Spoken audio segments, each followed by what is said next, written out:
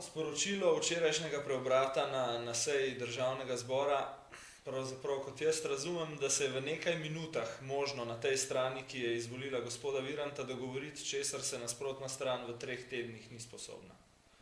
To drži to, da smo se v nekaj minutah zmenili in to praktično čisto slučajno. Gre za naključje, ampak to naključje je dalo dober rezultat, konstituirali smo državni zbor, izvolili smo predsednika, podpredsednika, tudi tista ključna delovna telesa in to je to, torej učinkovitost na vrhuncu. Gospod Virant je sicer rekel, pripravljen sem odstopiti v trenutku, ko se oblikuje koalicija in koalicijska pogodba, ki bi pač izrecno omenjala tudi mesto predsednika državnega zbora, pa vendar seveda do trenutka koalicijske pogodbe, čigave, se vam zdi realna možnost, da ta koalicija, ki je včeraj gospoda Viranta izvolila, pride do koalicijske pogodbe prej kot ta, ki v 3 tednih ni uspelo praktično nič? Torej, jaz ne bom zavrnil možnosti, da se tukaj zgodi kaj več. V tem trenutku pa lahko rečem, da je prehitro karkoli napovedovati. O tem se nismo pogovarjali, včeraj je bila ključna naloga ta, da konstituiramo državni zbor in da lahko začnemo delati pred nami interventni zakon. Torej, ta je bila ključna naloga. Zdaj, ali bo iz tega nastalo kaj več, bomo videli v prihodnjih dneh. Je pa se, jaz ne izključujem te možnosti, da nastane tudi morebitna prihodnja vladna koalicija. S tem v zvezi z moje strani še tole vprašanje, katere programske točke vidite kot skupne, ki povezujejo teh 5 strank, ki so se povezale na glasovanju tudi včeraj? Poglejte, nismo še, preuranjeno je karkoli.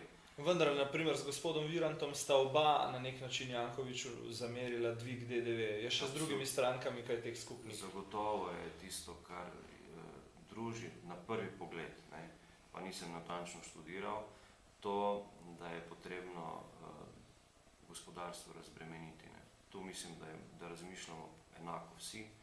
Govorili smo tudi o pavšalnih davkih za mikro in majhna podjetja, tako da nekaj skupnih točk je. Zagotovo pa se najde kakšna, tako kot za vsemi, kakšna točka, kjer se ne strinjamo, ampak pogledajte, vedno so potem potrebni kompromisi. Tako bi bilo na strani Jankovića, tako bo tudi verjetno na tej strani.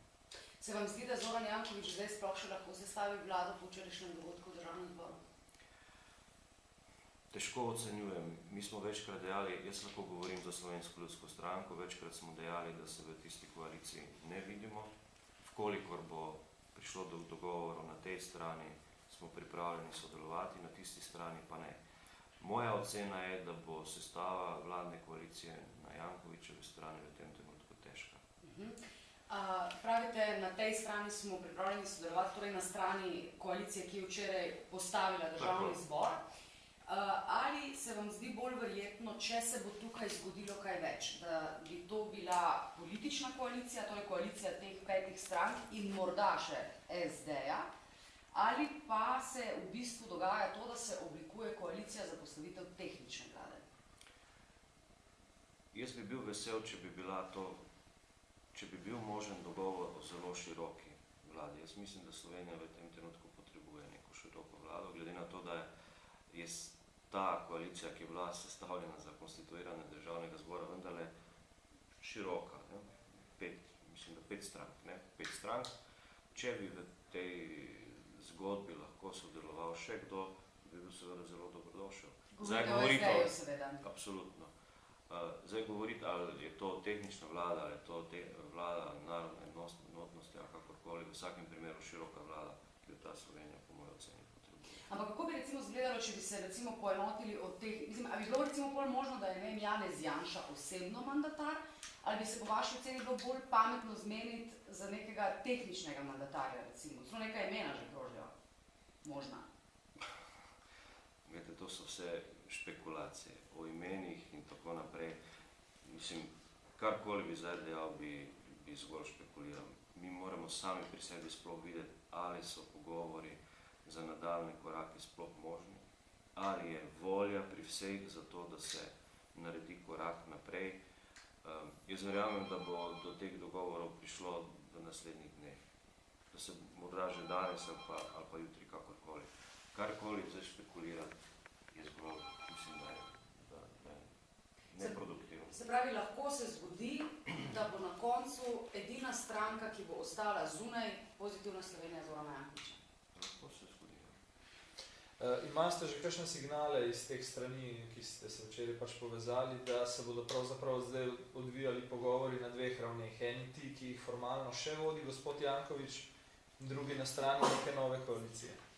Glejte, ne vem, morate razumeti, da včeraj ni bilo časa za nič kaj drugega. Ne? Včeraj smo se ukvarjali predvsem z konstituiranjem državnega zbora, tako da za kaj drugega preprosto ni bilo časa, pa delovna telesa, pa podpredsedniki in tako naprej. Je pa res, da smo tu v 5 minutah našli rešitve. Ne? To pa je res in tega sam sem bil zelo presenečen. Zdaj, ugiba se seveda, dve možnosti sta, se pravi, da se, če lahko mogoče malo bolj, kolikor lahko pojasnite, kako se je včeraj pravzaprav dogajalo, kar se je dogajalo, ne? Ker zdaj po enih interpretacijah je to bila slučajnost, se je zadeva zgodila spontano, po nekih drugih dopuščanjih, ne, pa tudi, da je bilo pravzaprav vse načrtovano že prej. Recimo Roman Jakič je včeraj zvečer na Twitterju napisal, da se je zgodil politični puč v parlamentu. Pa še to mogoče, pač, da je gospod Janša na nek način s tem predlogom šel gospod Virant. Koliko veste? Dajte, vas prosim.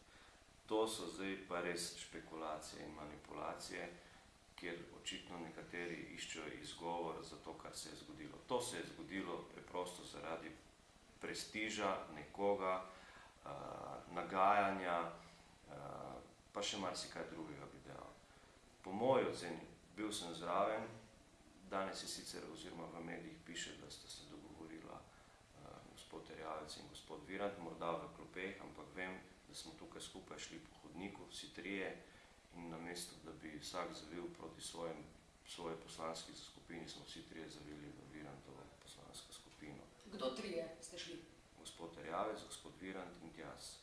In tam smo po prvem glasovanju dejali, da je potrebno nekaj storiti, ker tako preprosto ne bo šlo, brez, torej, da končamo dan brez konstituiranja državnega zbora. To je neodgovorno in to je potrebno preprečiti. Dejali smo, počakamo še drugo glasovanje, verjetno bo prišlo do umika katere od kandidatur, oziroma da se bo vendarle podprlo enega kandidata.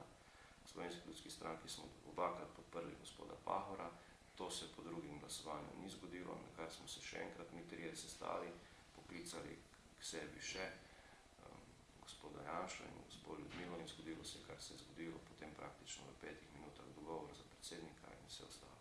In to je to. Skratka, čisto naključje, morda še več kot naključje, ampak kakršnikoli teorij zarot, nekih političnih načrtov, blaznih, ne vem. Niste se pa razen tega, da ste torej postavili državni zbor, niste se pogovarjali o tem, kaj bi lahko bil naslednji korak. Samo pustili ste možnost, da se še kaj zgodi. Pustili smo možnost, da se še kaj zgodi. Vseh vas 5.